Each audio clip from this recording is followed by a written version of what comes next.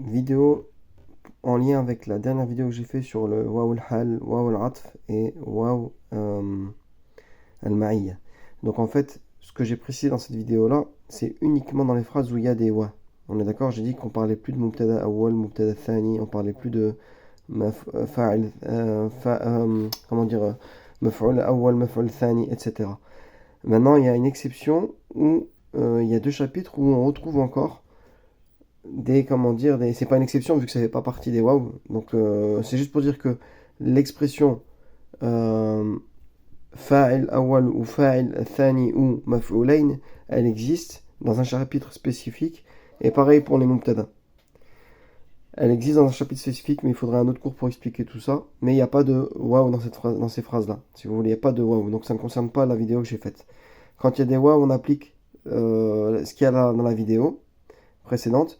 Et quand il n'y a pas de voix dans la phrase, il y a des moments où on va dire qu'il y a des verbes qui vont rendre mansoub de maf'oul. Et ils sont de plusieurs catégories. On pourrait les classer ainsi. الأفعال التي تنصب مفعولين ليس أصلهما مبتدأ وخبر. الأفعال التي تنصب مفعولين أصلهما مبتدأ وخبر. Et تتعدى إلى مفعولين. Bon, en fait, c'est un lien avec ce que j'avais expliqué il y a longtemps. J'avais fait une vidéo en lien avec le livre jaune sur les verbes transitifs et intransitifs.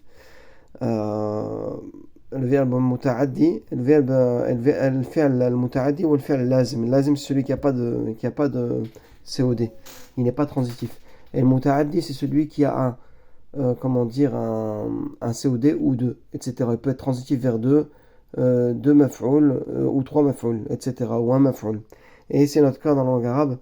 Pareil, on peut avoir des verbes yata'addawna ila maf'ulayn, c'est-à-dire ils vont être transitifs vers deux maf'oul. Donc il y en aura un en premier, un en deuxième. Et là, ça sera applicable. On pourra dire maf'oul awwal, maf'oul thani, etc.